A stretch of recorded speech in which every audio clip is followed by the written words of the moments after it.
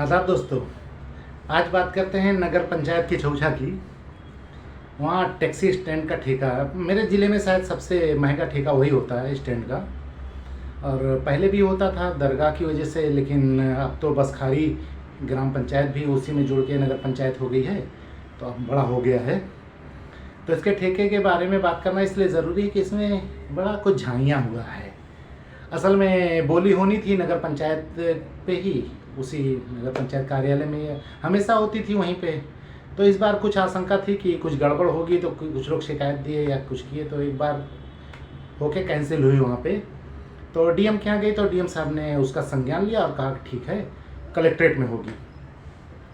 तो 11 मार्च को कलेक्ट्रेट में दिन रखा गया बोली का, वहाँ लोग जुटे। फिर पता चला अपरिहार्य कारण से आज कैंसिल कर दी गई है, अब 13 मार्च को होगी। एक चीज़ मैं और आगे बाद में बताऊंगा, एक स्पेशल वीडियो इसी पे बनाऊंगा नगर पंचायत की चौछा का। वो वहाँ अपरिहार्य कारण बहुत होता है। जब भी टेंडर निकालता है वो अपरिहार्य कारण से निरस्त कर देता है, फिर टेंडर निकाल फिर अपरिहार्य कारण से निरस्त कर देता है। तो बोली भी 2-3 बार अपरिहार्य कारण से निरस्त हुई थी। तो फिर 13 तारीख को बोली रखी गई और कलेक्ट्रेट सभागार में थी। तो ठेकेदार लोग अपना पहुँचे, जिसको बोली वोली बोलना था। तो बहुत से लोग वहाँ जाके बैठे उठे और सोचे अब होगी तब होगी तब होगी। 12 बजे का टाइम था, 2-3 बज गया, बोलिए नहीं हुई।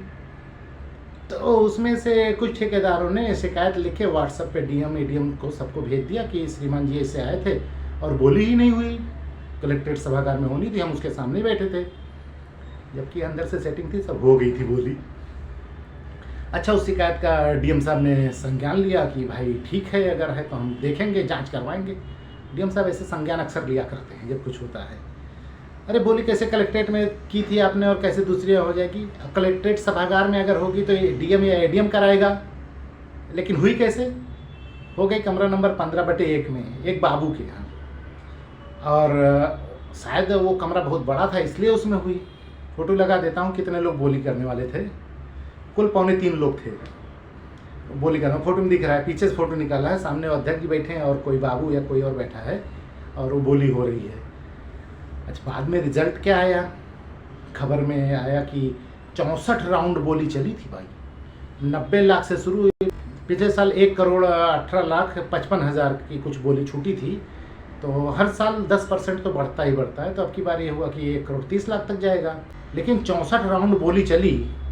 पैसा कितना बढ़ा? 30,000 शायद बढ़ा। हाँ, 1,18,75,000 में, पिछली बार 55,000 में, अब की बार 75,000 में बोली छूट गई।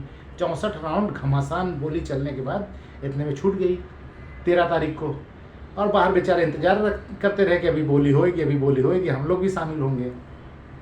तो किसी ने शिकायत दी, उसका डीएम साहब ने संज्ञान लिया और उन्होंने 3 सदस्यीय कमेटी बना दी।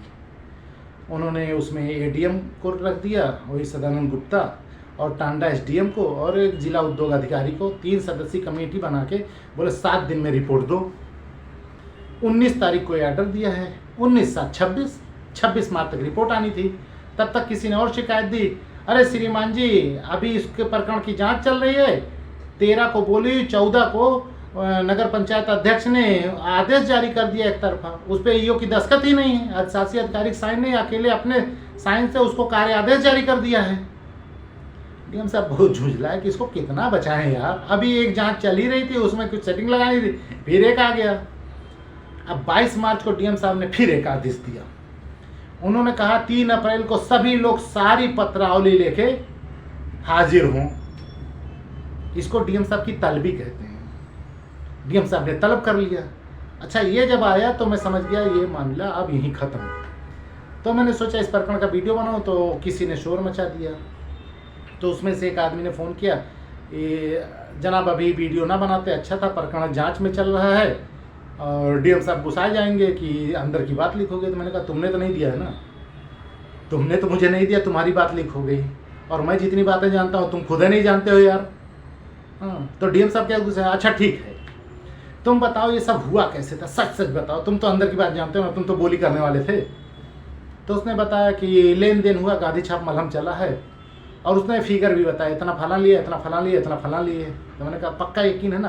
बोले हाँ 200% पक्का यकीन है। मैंने कहा ठीक है, तुम ये जानते हो अच्छे से कि इसमें लेन देन हुआ है, उसके बाद भरोसा रखते हो कि अब अधिकारी जांच करेंगे तो इस बोली को निरस्त करेंगे, तो पैसा वापस नहीं करना पड़ेगा। अगर बोलियाँ निरस्त करेंगे तो पैसा वापस नहीं करेंगे। अब तुम्हारे फेवर में ऑर्डर करेंगे या बोली निवेश करके फिर से करेंगे, तो पैसा क्या करेंगे, देना नहीं पड़ेगा, कहीं इन्वेस्ट कर दिए होंगे। तो बोले हाँ भैया यही तो है। तो मैंने उसको डांटा भी कि तुम प्रक्रिया जानते हो, कानूनी विभागीय प्रक्रिया जानते हो, कैसे लेन देन होता कैसे। अरे कलेक्ट्रेट सभागार में जो बोली होनी थी वो जाके एक बाबू के कार्यालय में हो गई। बोली कराने वाला एक बाबू है जिसको अधिकार नहीं है, लेकिन करा दिए, हो गया, निपट गया। अब तुम शिकायत दे रहे हो तो डीएम साहब उसे चौड़िया गुस्सा दिखा रहे हैं। हाँ मैंने 3 सदस्यीय कमेटी गठित कर दी, उसके बाद फिर एक और साख दिए, बड़ा तुमने कहा तलबी लगा दी। डीएम साहब की तलबी का मतलब जानते हो, जो फाइल आज तक उन्होंने तलब कर ली, बस वो आखिरी वो वर्ड उस पर रहा तलब, उसके आगे उस पर मार्क नहीं लगा कुछ। तलब ही हो गई, खत्म हुई। तलबी का मतलब केस फाइनल, खत्म, दब गया। वो बेचारा शांत हो गया कि चलो जाने दो। तो भी 3 तारीख को उन्होंने तलबी लगा दी थी सारी फाइल की, और आज मैं वीडियो बना रहा हूँ, 17 तारीख है। तलबी में ही चल रही है, वो जीवन भर चलेगी। अरे यार पक्का सबूत है कि बिना ईओ के दस्तखत के अकेले कार्यादेश जारी किया एक ने, और उस पर ईओ का फॉर्मेट लगा हुआ है, नाम और वो पदनाम खाली है, रिक्त है। इस पे जांच क्या करनी है, तुझे तलब क्या करना है, सिर्फ उसको प्रमाणित करके खारिज कर दे ना, खारिज कर। अरे पहलुआ घोटाला कर चुका है यार, कलेक्ट्रेट सभागार वाली बोली वहाँ पे लगवा दिया। अब बताओ 25-20 हज़ार रुपया ज़्यादा लगेगा पिछले साल से, मजाक है, छोटी मोटी बोली है, छोटा मोटा एरिया है, कम गाड़ियाँ आती हैं। लेकिन नहीं, जैसे मान लो 18-20 लाख रुपया ज़्यादा की बोली होने वाली है, तो ऐसा करो 5 लाख में सब लोग बांट लो यार, उतना हम कमा ले, अपने मन का हो जाए। यही हुआ इसमें। और वीडियो में इसलिए नहीं बनाया था क्योंकि मेरे पास सबूत नहीं थे। जैसे जो लोग बताते थे लेन देन हुआ है, इतना हुआ है, लेकिन कैमरे पे नहीं बताते थे। और जब तक मैं कैमरे पे प्रूफ नहीं पा जाता हूँ तब तक मैं वीडियो नहीं बनाता हूँ।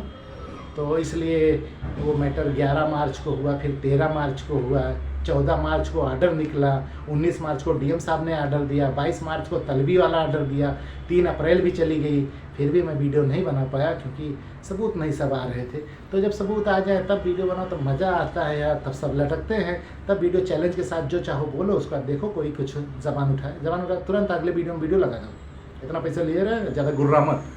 तो हो गया है। और जो लोग ये उम्मीद रख रहे हैं कि डीएम साहब उस बोली को खारिज कर देंगे, डीएम साहब ने तलबी लगाई है, वो सपना देख रहे हैं, दिन में सपना देख रहे हैं, मई जून की गर्मी के दिन में धूप में खड़े होकर सपना देख रहे हैं। डीएम साहब खारिज उरिज नहीं करेंगे, सब अंदर की बात है। और वो कितना भी है, वो तो चेयरमैन की असली दस्तखत ना, चेयरमैन अगर नकली दस्तखत भी करता तो भी डीएम साहब नहीं खारिज करते। ये सब चलता रहता राज का ज्ञान। तुम्हारे एप्लीकेशन पे खारिज कर दें, पैसा वापस नहीं करना पड़ेगा। तुम कहाँ रहते हो यार। ठीक है चलो, पैसे का बोलबाला है तो होते रहने दो, वक्त आएगा और सब सुधर जाएंगे, लेकिन तब तक के लिए ये कष्ट झेलते रहो यार। देखिए